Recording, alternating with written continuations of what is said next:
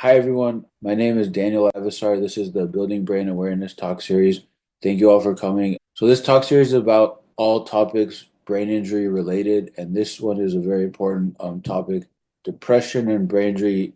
With each person I've met that experiences this, there's a lot of different things happening for each person that I've met. And in one of the talks that we did in this series, Dr. Siddiqui, this was talked 2 years ago. He talks about a very interesting circuit that can get injured in their brain and leads to a certain form of depression that comes with brain injury. Needless to say, the title, A Complicated Relationship, is a really good title. So, Dr. Jerrod Brown is going to be presenting today. Thank you very much for presenting again. Why don't you take it away? And anyone, if you have any questions, you can raise your hand or you can feel free to interrupt or put them in the chat. Dan, thanks for having me back. Good day, everyone. Hope all of you are doing well. My name's Jerrod. Here's my email address. We're going to take a deep dive into the world of depression today, and I'll give you a lot of things to think about. Hopefully, many of them you haven't thought about before with this complicated topic. We're going to be covering about 90 slides today in the next hour or so, so I'm going to be moving very quickly. I know that Dan records these, so I encourage you to go back and listen to this if we went through a section too quickly. And I'll try to stick around at the end too if we have any other final follow-up questions, thoughts, anything like that.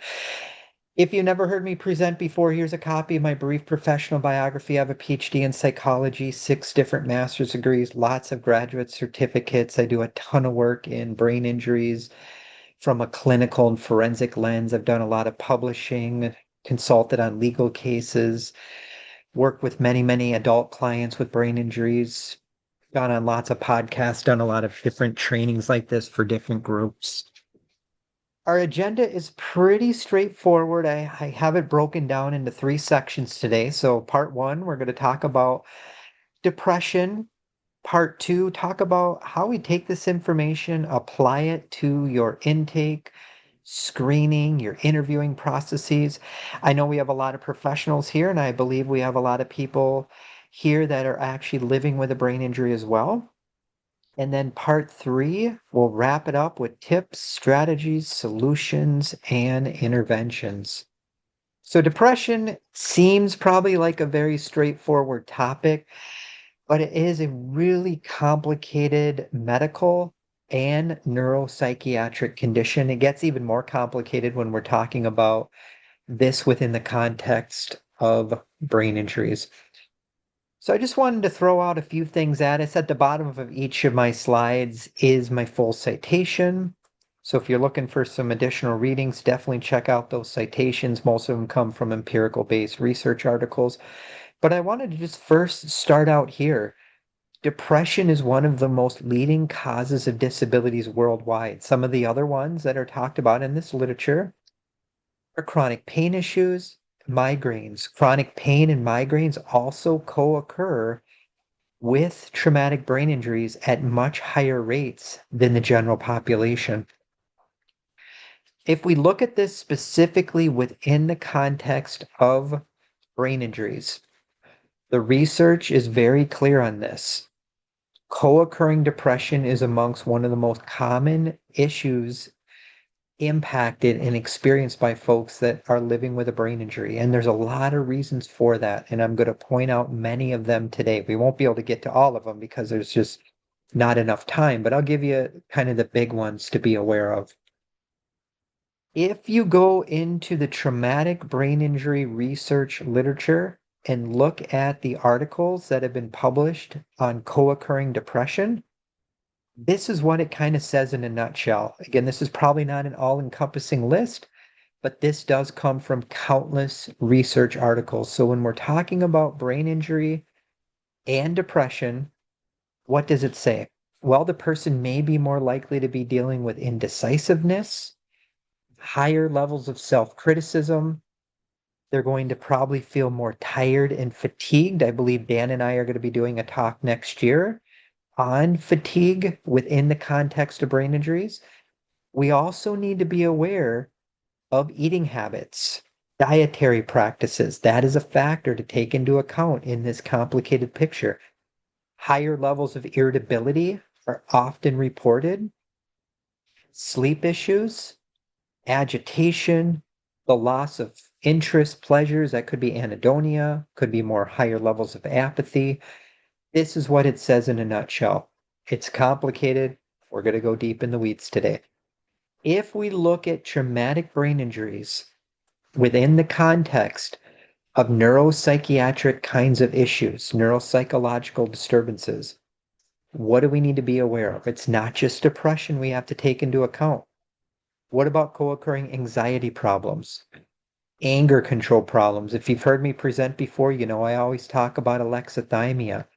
About half of folks with a brain injury will be dealing with alexithymia. That's emotional blindness.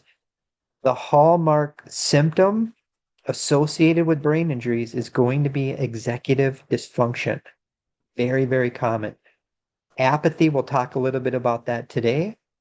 Impaired self-awareness, memory issues. So as you can see, the web is getting more complicated here. So it's not just depression that we need to be aware of. This is a small, small list, but this is a really good article that was published a few years ago that talks about some of the most common changes that can occur after a brain injury. And as we know, if you're living with a brain injury, everybody is different. Not everybody with a brain injury is going to experience these factors, but some of the more common factors we need to be aware of: identity changes, grief and loss. Today we're talking about depression, self-awareness limitations, and self-esteem deficits. A lot of these things co-occur or can exacerbate one another as well. Another area that gets kind of deeper in the weeds. Why is depression so common among folks with a brain injury? Well, the research again is very clear on this. If somebody sustained a traumatic brain injury, endocrine dysfunction may be more common. If you're not familiar with what endocrine dysfunction is, basically, and it's way more complicated than this, but it's going to be more issues with our hormones. Why do you want to care about hormones? Well, hormones relate to everything: our mood, our energy, our appetite, and the list goes on. So when somebody is dealing with a brain injury, it's pretty clear from the research literature, they probably should work with somebody who understands endocrine dysfunction on top of a number of other areas we're going to talk about today.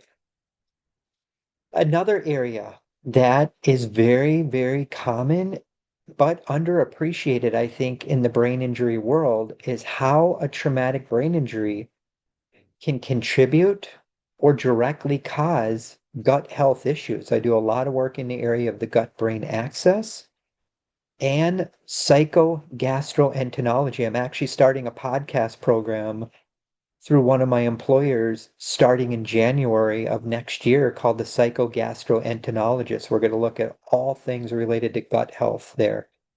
So basically, in a nutshell, if somebody has sustained a traumatic brain injury, it can absolutely contribute to more gut health issues.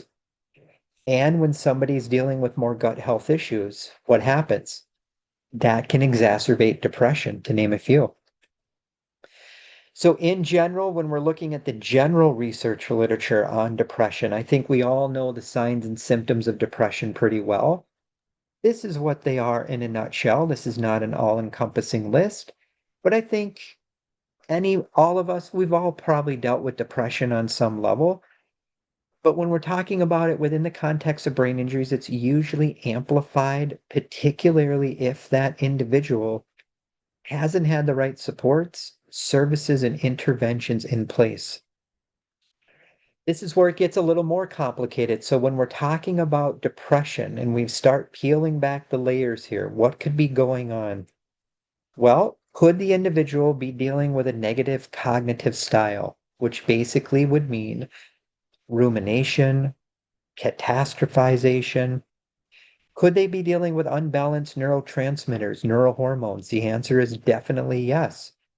Technically, depression would be an inflammatory based disorder.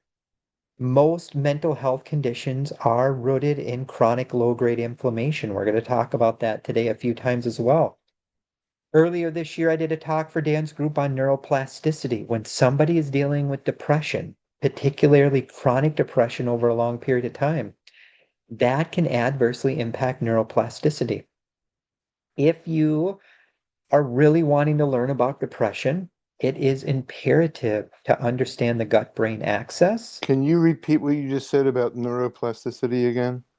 Basically, chronic depression contributes to maladaptive neuroplasticity. So it's not good for harnessing positive neuroplasticity. So treating depression, getting that under control would be very, very important when we're looking at it through a neuroplasticity lens. And when you study depression or any kind of mental health condition or neurocognitive impairment, a very high percentage of individuals with those diagnoses are going to be dealing with HPA axis dysfunction. That's the hypothalamus pituitary adrenal axis. This is the human body's main stress response system.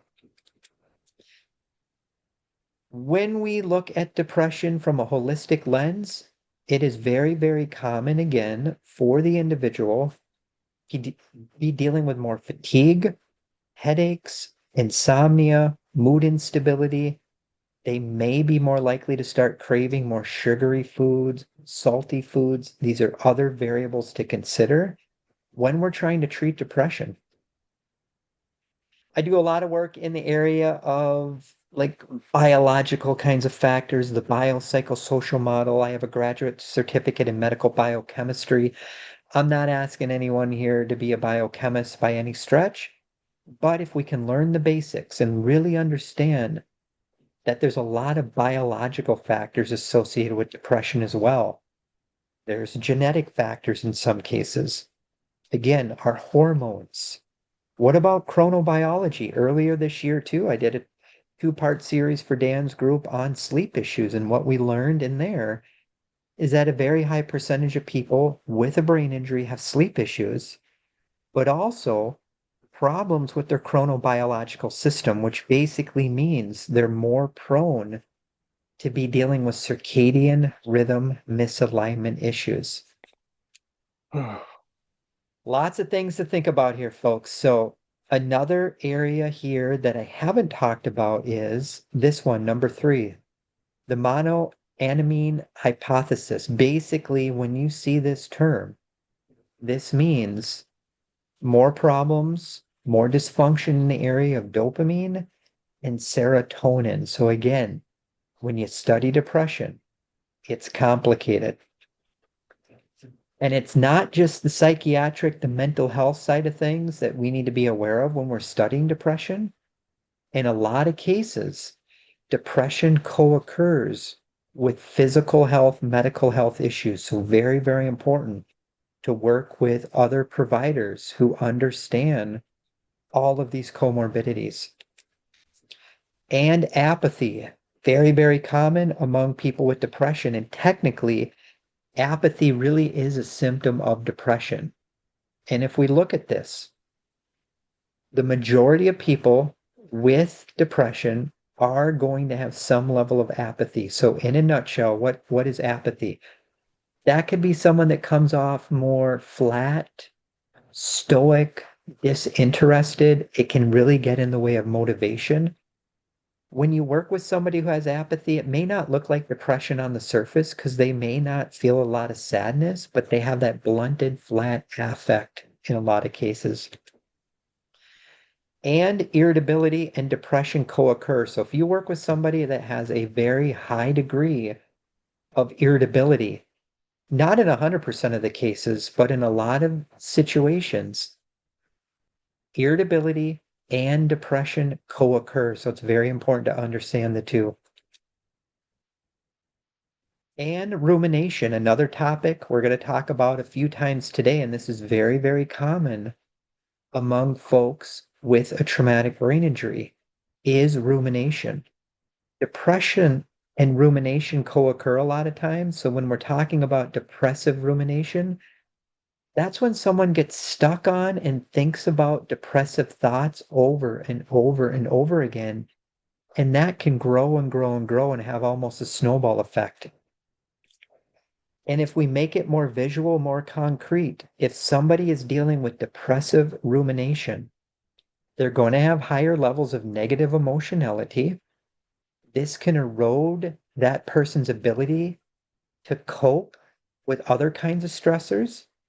It can basically make depression more intense and more long lasting as well. So, if we have any treatment providers here, really targeting rumination is very, very helpful when helping people to reduce depression. And again, as I mentioned before, I want to remind us when you study depression, it's imperative to understand that high levels of depression are often rooted in chronic low-grade inflammation. How do we target inflammation? Well, we eat healthier, we get better sleep, we go for more walks, we deep breathe.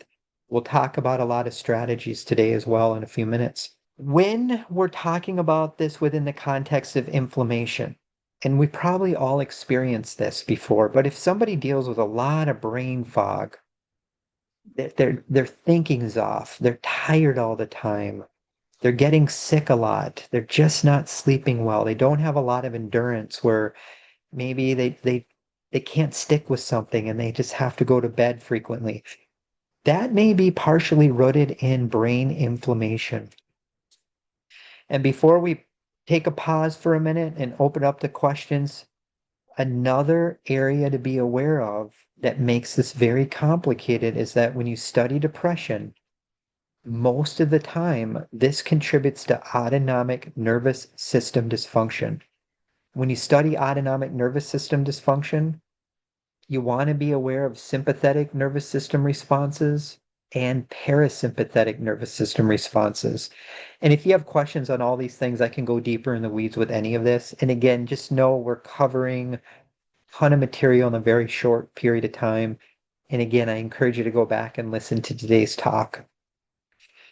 And one more thing just to be aware of is that we need to take into account, is there any co-occurring trauma at play as well? Maybe there's early exposures to traumatic stress, adversity, hardship. Very, very important when we're studying depression to also be aware of the adverse childhood experiences research. Dan, I'll pause here, let everyone take a breath, and open it up to thoughts, questions, concerns. A related topic to the slide you just had with traumatic situations. One of the questions that Nancy posed is, I'm hoping that we also include the complication of how we are treated by others outside of us, such as othering, plus lack of support, lack of being understood, and this may result in depression and hopelessness. In my experience, I call that just a misunderstanding because you have the brain injury problems, plus people don't get it and they don't know how to help you. Not only do they not know how to help you, they argue with you. So I think or what are your thoughts on that contributing to depression as well?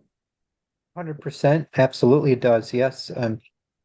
That reminds me of why it's so important for all of us to become trauma informed, focusing on strengths-based approaches, motivational interviewing, helping people feel like they matter and belong and we listen and we work collaboratively with the individual.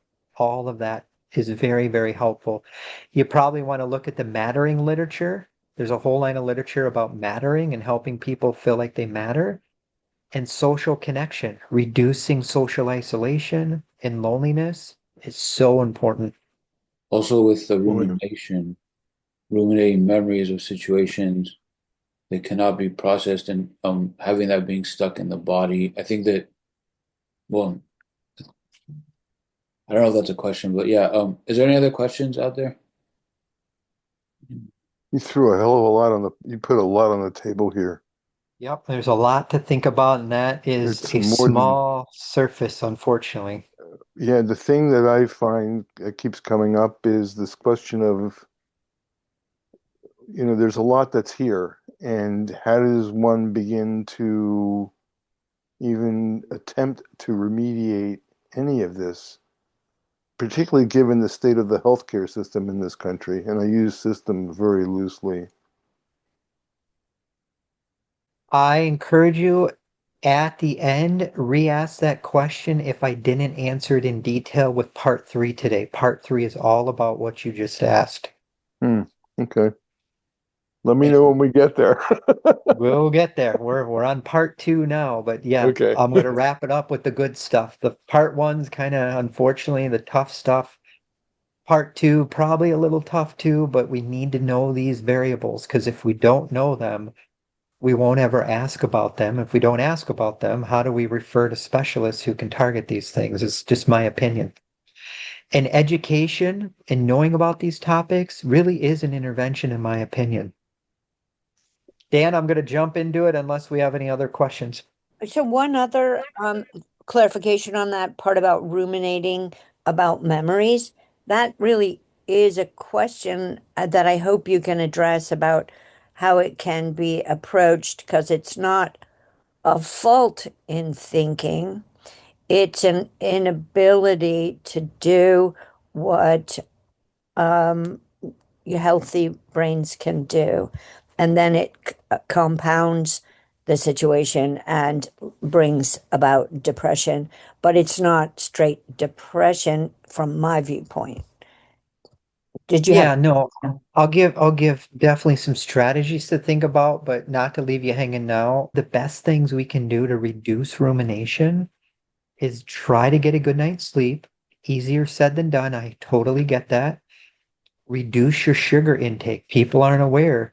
Lots of sugar may accelerate rumination and unhealthy eating because it throws off our gut microbiome. And if our gut microbiome's off, that impacts our brain. Anybody here doing CBT, cognitive behavioral therapy, there's a protocol in the CBT literature for cognitive behavioral therapy for rumination. That would be something to look at. Journaling interventions can be very helpful, self-compassion approaches, and I'll give you many more to think about, but those are a few that might be helpful. But again, it gets complicated when we're talking brain injury. I totally get that.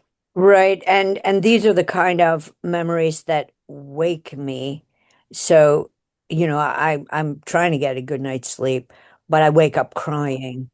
and and I've really done all of the things that you've said, and I'm just nowhere closer to it. So anyway, I'll let you move on, but I just wanted I'll to. give you a lot of more things to think about, but come on at the end and we'll go deeper in the weeds with that. So risk factors for depression in the general literature can be applied to traumatic brain injury. Obviously, it gets a little more complicated there, but really looking at economic status is a factor. Smoking, people don't think about that. An intervention, help the person quit smoking. Smoking cigarettes drives the bus with depression. People want to learn more about that? Let me know. Less education is a risk factor for depression. So the very nature of just coming to trainings like this, reading about it, is an intervention. Looking at the relationship factors, unemployment status. We also need to be aware, and a lot of us live this way. So the more we can move away from the modern way of living is a good thing. If people sit around too much and they live a really prolonged sedentary kind of lifestyle, that can be a driver for depression. I get it. If somebody has mobility issues, joint pain, it gets more tricky without a doubt. Maybe heated pool therapy could be helpful. Eating food late into the evening can throw off our circadian rhythms and our gut health, which can secondarily increase depression. Emotional eating, meal skipping. Why does meal skipping relate to this? Well, blood sugar dysregulation is a huge driver for depression, anxiety, worry, fear, and it makes it even more complicated when we're talking brain injury. Anytime you are working with somebody that has depression, PTSD, migraine, any kind of psychiatric issue, that's a good indication that their nervous system may not be working at optimal levels. How much does exercise impact everything that you just said? Well, exercise is medicine's probably one of the greatest medications ever developed in the history of the world.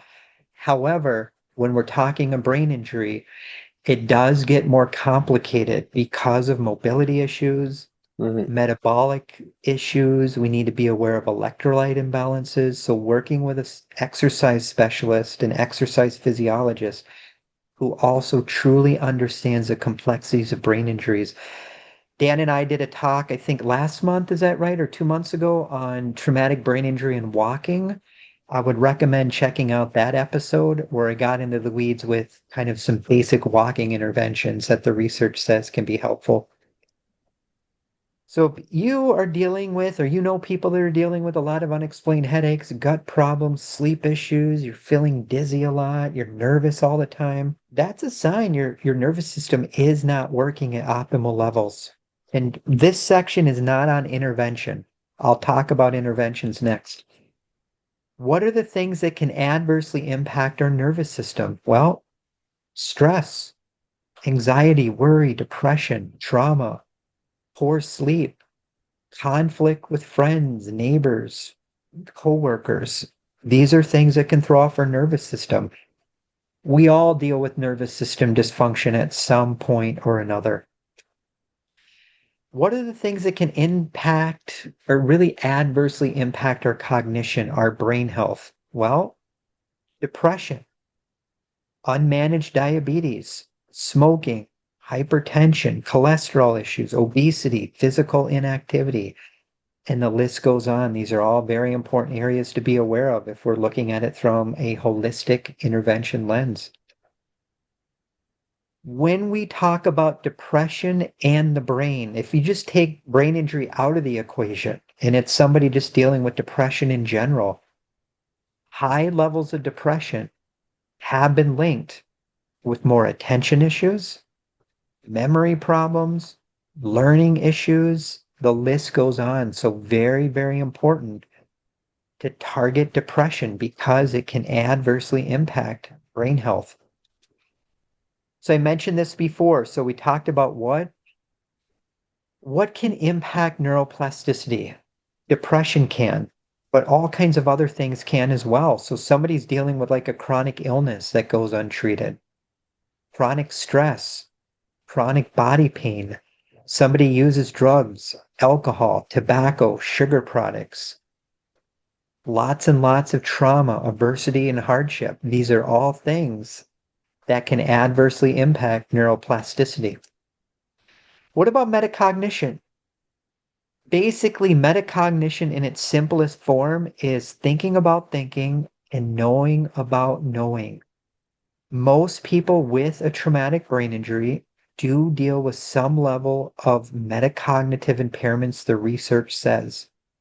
However, if you are also working with folks with anxiety disorders, depressive disorders, OCD, psychosis, and even eating disorders, dysfunctional metacognitions are very, very common. Breaking it down even further, what are the signs and symptoms of dysfunctional metacognitions?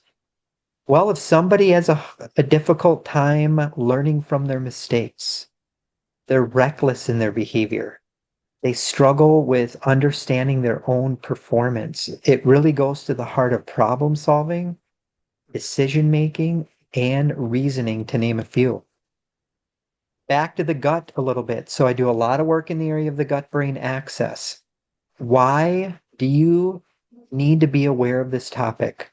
Well, if you are wanting to study depression, bipolar disorder, anxiety problems, any kind of psychiatric issue, the gut microbiome is typically off. So basically, the gut-brain axis is not working at optimal levels when we're talking about this through a mental health lens. What are the signs and symptoms of an unhealthy gut? Well, anxiety problems. Somebody that has migraines, plenty of research says, look at the gut as well. Get the gut working better. That can be a good treatment for migraine. Brain fog, mood instability, skin problems, acid reflux, sleep issues. People are surprised to see this, but this is supported in hundreds and hundreds of studies. These are possible signs in an unhealthy gut. What are the factors that can contribute to an unhealthy gut? It's very common sense. Depression, anxiety, burnout, sleep issues, alexithymia, overeating, undereating, lack of exercise. Again, if you want to enhance brain health, you also need to enhance gut health. Taking a look at this from a nutrition lens, and I know next year I'll be doing a training for Dan's group on nutrition and brain injury. One of my master's degrees is in applied clinical nutrition. I am not giving nutrition advice today.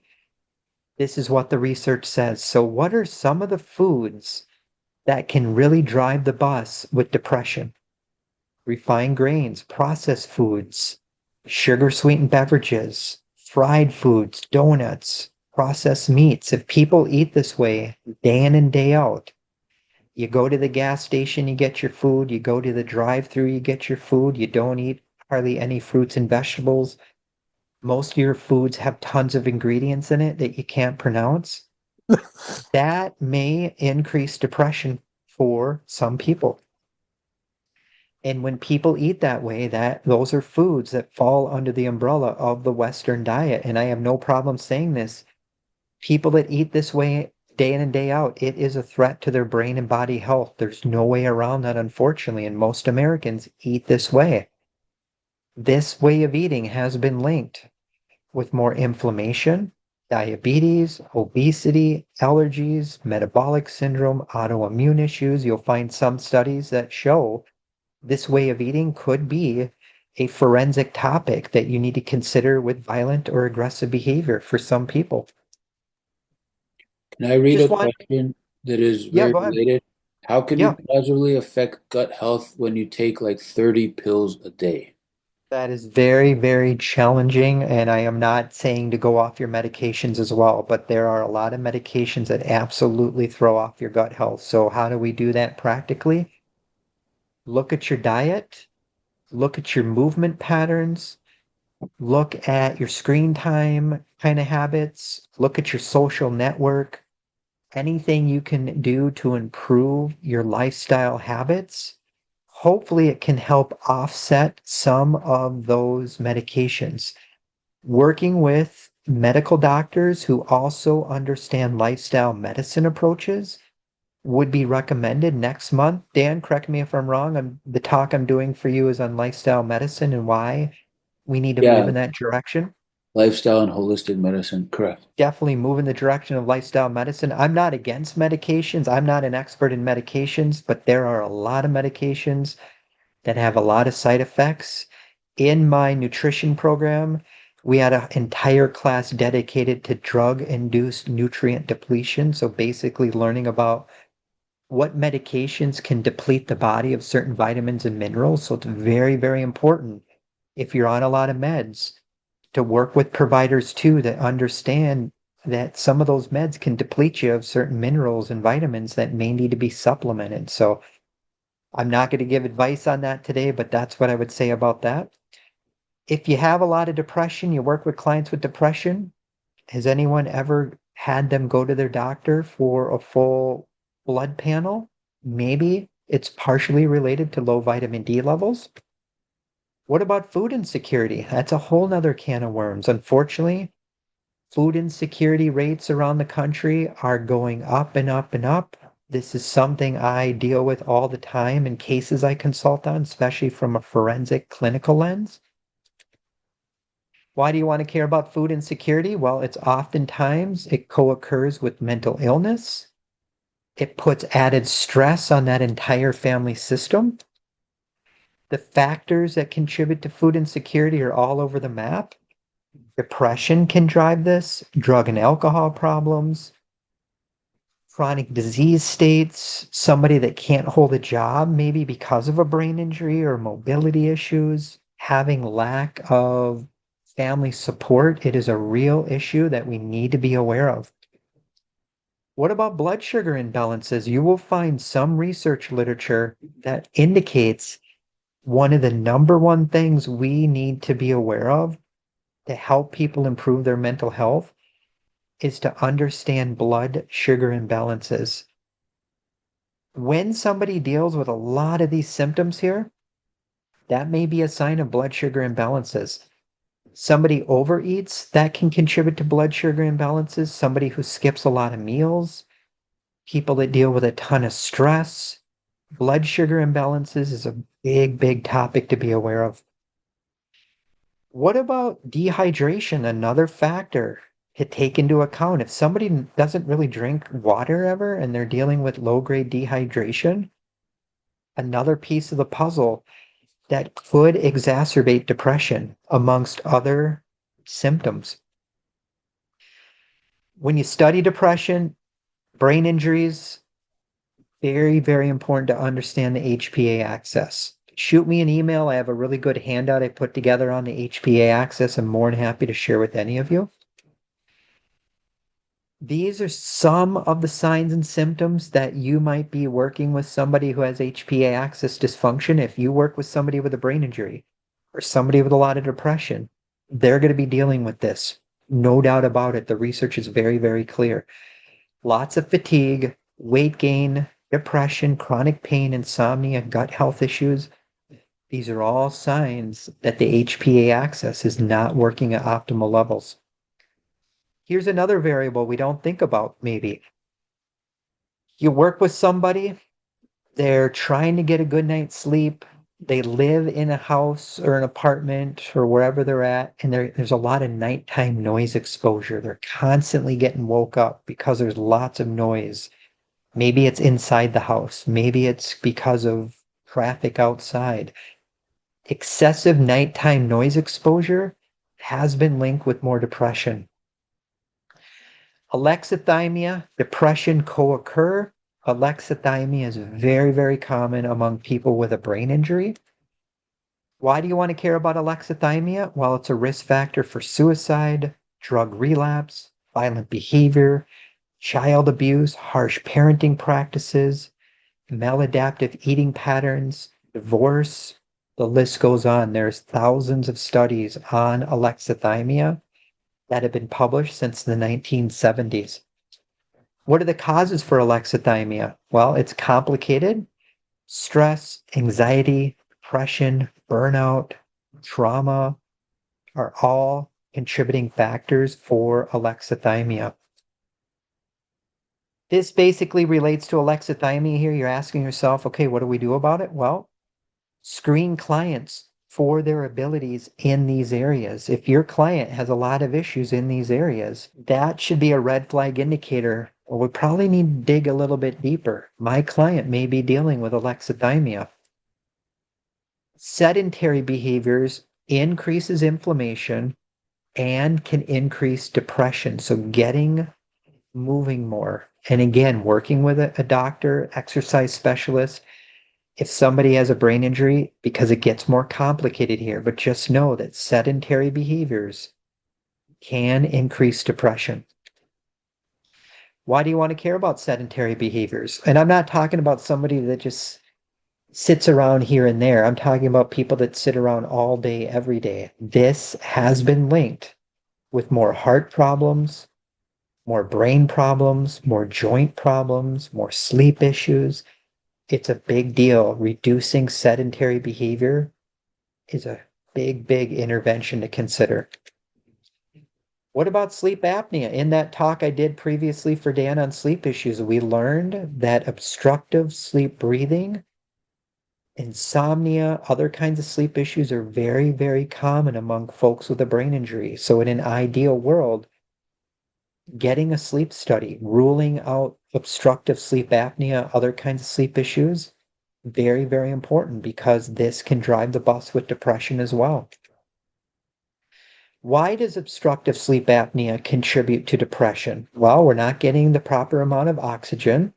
We're not getting restful sleep, which then can increase inflammation, oxidative stress, and it can impact the gut health and throw off our gut microbiota, which causes more gut dysfunction, which then impacts our brain more. What about insecure attachment patterns? Maybe you're working with somebody that had a lot of childhood trauma and they had fractured attachment patterns early on in life, and they've never dealt with that. Insecure attachment problems have been linked with higher levels of inflammatory activity in the body, which can increase depression. What happens if you work with somebody that has an addiction to the screen, excessive screen time exposure, internet gaming addiction? That has also been linked with a host of problems, including increases in depression. What about the fear of missing out? Maybe you have a client that is on social media sun up to sundown. That has been linked with way more anxiety and way more depression. What happens if you work with somebody too that has a lot of emotional exhaustion and they're just dealing with a high level of burnout and they have a hard time saying no and they overcommit? That can absolutely drive the bus with apathy, anxiety, alexithymia, depression.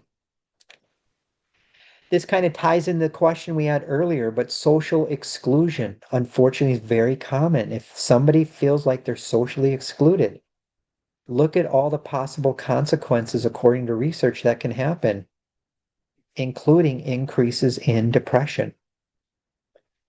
Why do we want to care about social exclusion, loneliness, social isolation? Well, take a look at this. This is what research says.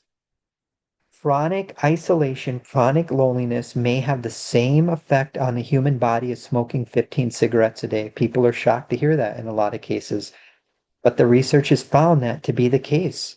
So this is a really big deal. So we really want to target this with intervention and help people start becoming more socially connected. I'm not endorsing any of these screening tools, but I just wanted to show you there's a lot of different depression screening tools out there. So if we have clinicians here, I'm sure most of you are familiar with like the Beck's depression inventory, but there's many more out there that you might want to take a look at. And there's good research behind all of these. Dan, I'll stop here before we go into the last section today. Any questions?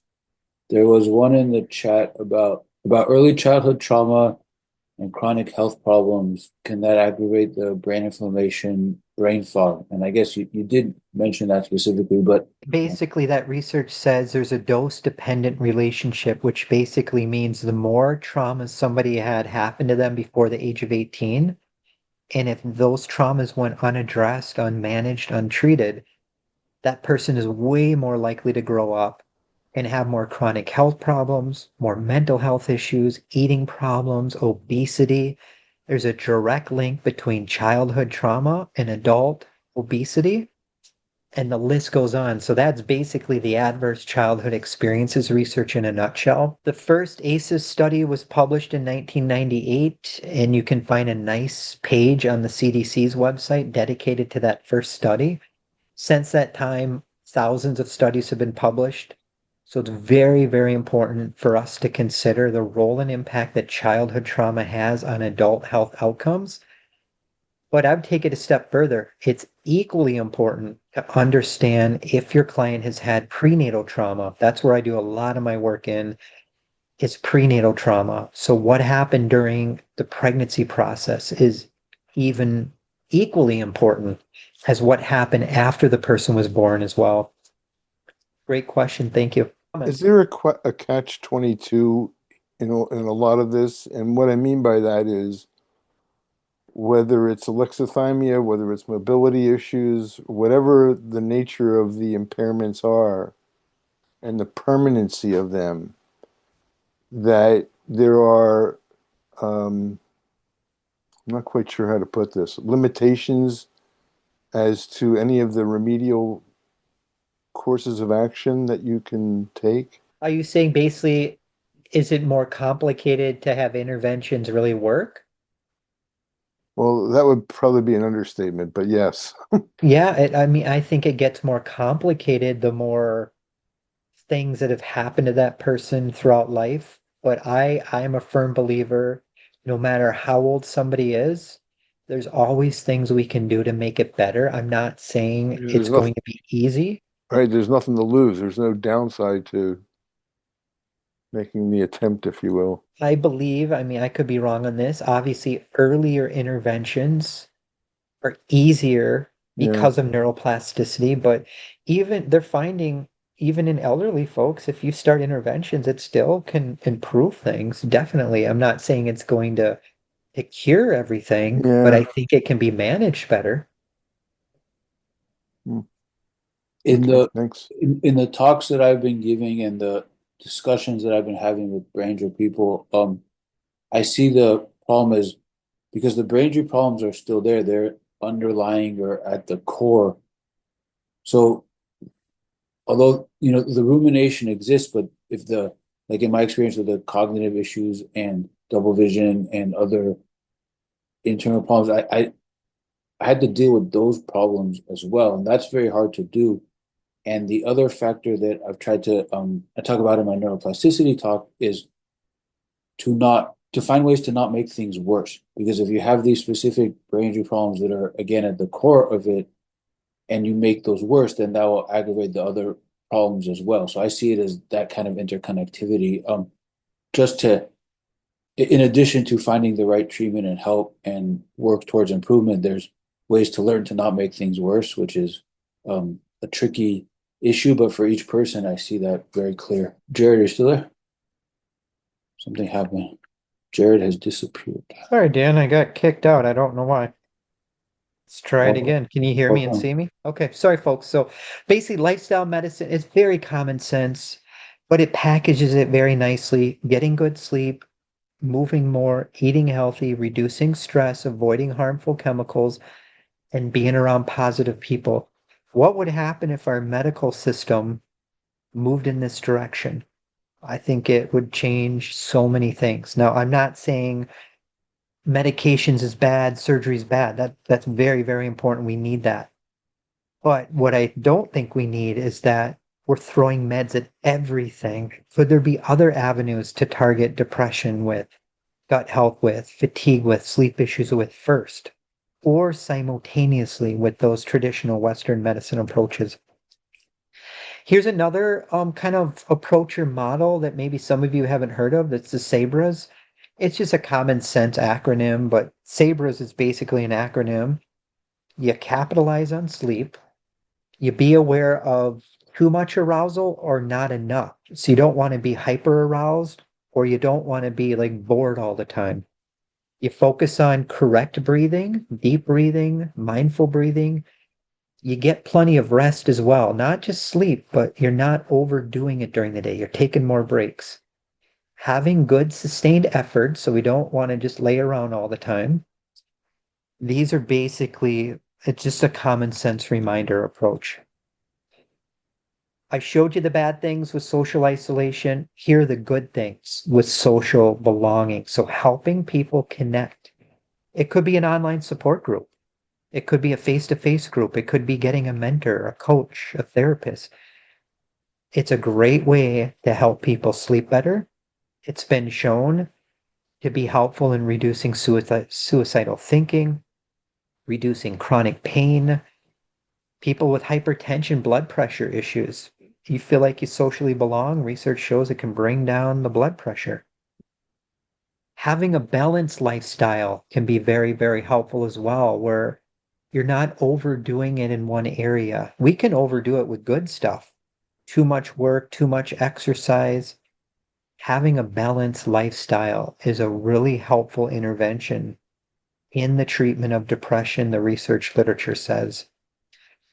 All right, so we talked about rumination before. Here are some treatment interventions that the research literature says, and I gave a few before. A lot of these are very common sense. Finding a therapist who understands these topics can be very helpful. You can do it online, in person. Meditation has been shown to be helpful. One of the best ways to calm your nervous system down is yoga. That's supported in the literature over and over again. Again, when we're talking yoga and brain injury, there's a lot of things we need to consider there. Work with your doctor. Positive self-reflection, maybe it's a journal, maybe it's a digital journal. Walking in nature, getting green space exposure, getting fresh air. These are all things that can be helpful. Maybe it's working with a medical doctor for medications. In general, we all know the benefits of exercise, but physical activity, good for our heart, good for our breathing, good for our blood sugar levels, good for our bones and muscle, good for our brains, great for combating depression. It can help reduce risk of diabetes, certain kinds of cancer. This came from my talk when I did that for Dan previously on walking. Plenty of research literature shows that just going out for a walk is a great way to reduce depression and anxiety. And the question comes up, well, how long do I have to walk for? Well, you will find some studies that indicate, well, just go out for a 6-minute walk, a 10-minute walk. Again, we need to be aware of mobility issues, safety concerns, things of that nature when we're talking brain injuries. In general, walking is probably one of the best exercises out there. Nordic walking may be the best exercise, in my opinion, from what I'm learning from the literature over the years. But walking, here's what the literature says, is popular, it's free, it's generally safe in most cases. Again, not in every case. I'm sorry, what is Nordic walking? What is that? You ever see people outside walking with a stick in each hand? That's Nordic walking, where Oh, basically it looks like they're cross-country skiing in a way. mm, And Nordic walking it increases mobility, so reduces fall risk, and it works additional muscles, including your upper back, middle back, and upper arms. Some really neat literature okay, on Nordic walking. okay. Therapists here, counselors, whatever role you're playing, there's good research literature also that says if you can incorporate walking into your talk therapy practice, it can reduce depression, likely better than therapy alone. Yoga, again, look at all the benefits of yoga from the literature. Good for the brain, good for the body, calms the nervous system down. It's great for depression reduction in a lot of cases. What about Tai Chi? Lots of good research literature on Tai Chi. I'm assuming most of you have heard of Tai Chi. You've seen it in movies, things of that nature. Here's some benefits according to the research literature on engagement in Tai Chi. People that engage in Tai Chi practices, not in all cases, of course, but typically report better sleep. What about reduced withdrawal symptoms? You'll find some literature in the drug and substance use literature that shows that drug treatment programs that incorporate Tai Chi into the good work they do can help clients stay sober better. It's great for balance improvement. It's been shown to actually improve relationships with other people and a great way to reduce depression and anxiety. Here's a practical strategy we don't think about, but there's literature out there on bird watching. So maybe a client doesn't want to exercise, they don't want to do a lot of things. Maybe they're interested in watching birds. It is a practical intervention that has been shown to be very good for our brain health and body health. And if you look at some of this literature, and this is a really nice article published earlier this year in 2025, people who engage in routine bird watching typically report less stress, anxiety. It's great for their memory. It's great for improving their attention, including a number of other things as well. We all know the benefits of healthy eating. Again, I'm not giving you dietary advice today, just pointing out what the research literature says. But healthy eating often equates to less depression. Not in 100% of cases. By no means am I saying that. This is what the research literature says in a nutshell. What are some of the antidepressant nutrients out there? So the things that help reduce depression: magnesium, vitamin B6, potassium, iron. We all know these things, but people that eat the Western way of eating, so they don't eat a lot of good, healthy foods, they're probably deficient in a lot of these vitamins and minerals. If somebody has a drug and alcohol problem, smokes cigarettes, the research is very clear on this. Their levels of many of these nutrients are depleted because of their drug and alcohol problems. How do we have a balanced diet? Well, eat the Mediterranean way, have plenty of seafood, eat lots of vegetables, fruits. The Mediterranean diet, you most of the time in the research literature, it does say this is probably the healthiest diet on the planet. You can find other studies that don't say that, but basically, the Mediterranean diet is a healthy way of eating. The Western way of eating, the Western style diet, is an unhealthy way of eating. Each has been linked with depression. Western diet, increased depression. Mediterranean diet, lowers depression. How do we promote neuroplasticity? We spoke about that before. Again, it's very common sense. Repetition, doing these things over and over again. Being around positive people. Getting good sleep. Meditation. Laughing more. Positive thinking. Journaling. Building resilience is another piece of this puzzle. And again, I know it's easier said than done. It can be hard to do these things when someone's really, really depressed. But if we have a lot of providers here too, the more you can implement these strategies into the work you do, it's going to pay off. So how do we improve or enhance resilience among the people we work with? Look at all these things here. Optimism, gratitude, mindfulness, helping people feel like they belong, teaching people healthy coping strategies. Having gratitude is a protective factor against depression. How do we develop gratitude when we don't feel like it? Well, just fighting against it and doing the opposite of what you feel. Waking up every morning, even though maybe you wake up and feel terrible. Starting out your day with thinking of something positive, saying something that you're happy for, you're thankful for. And the more we do that, if we look at neuroplasticity research, that can actually create new neural pathways in our brain that can help enhance that feeling. If we can practice gratitude consistently, the research says it can have a huge impact on our brain and body health. If we want to reduce inflammation, a really practical way to do that is to have a mindset of gratitude and hopeful thinking. This is what the research literature says in a nutshell about practicing positive thinking on a day-to-day basis. It may reduce the risk of death from cancer. It may play a role in treating or managing chronic pain.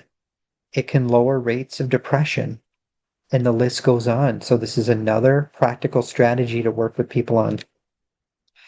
Self-compassion interventions, huge. The more we can be kind to ourselves, nice to ourselves, this is a medicine. It has been shown to be very, very helpful in reducing depression. Dan, I'll stick around now. I know we covered a lot of information in a short amount of time, and I hope, today's training is recorded. Here's my email address, folks. Reach out if you have questions, you're looking for links or other kinds of resources on some of these topics. And Dan, I'll park the brakes now. See if we have any thoughts, questions, concerns. Thank you, Jerrod. Yeah, this was excellent. And there is so much here to unpack. And I know how each person is different, each brain injury is different, but there's a lot here that I think people hopefully will find helpful. Jerrod, where are you based out of? St. Paul, Minnesota.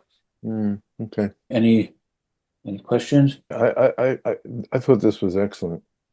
Yeah. Thank you. I really appreciate it. Jerry, this is Manfred. My good friend. How, I appreciated everything you had here. And a lot of it, I put in the post, there are suggestions for a healthy living. What would you call the top three takeaways, though, relating TBI and depression? There, you had, like you said, 90 slides, and a lot of it is, suggestions for healthy living that anyone can have, whether they have a TBI or not.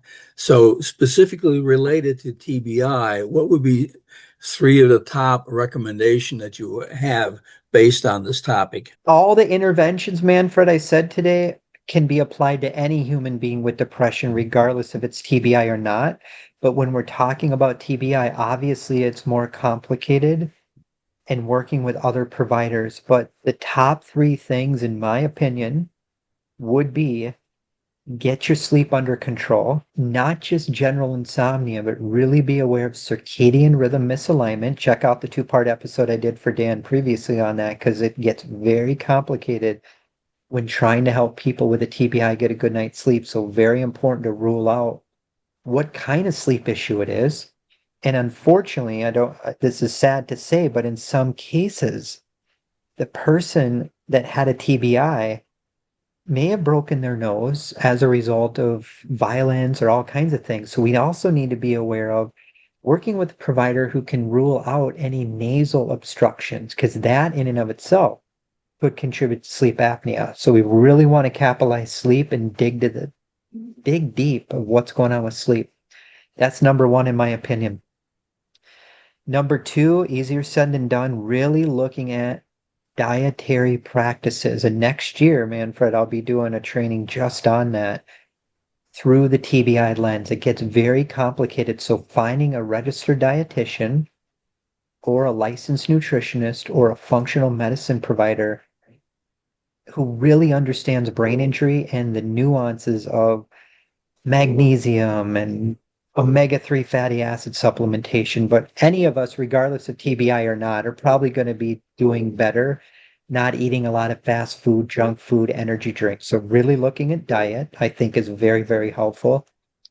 And then number three would be anything we can do to capitalize on gut health. There is tons of studies on traumatic brain injury and the gut-brain axis and even bowel management issues. So there's plenty of studies that show constipation is higher among folks with TBI, diarrhea, being okay, starting to talk about those topics in therapy and treatment, screen for it, because there's a direct connection between poor gut health and poor brain health. So capitalizing on gut health as well.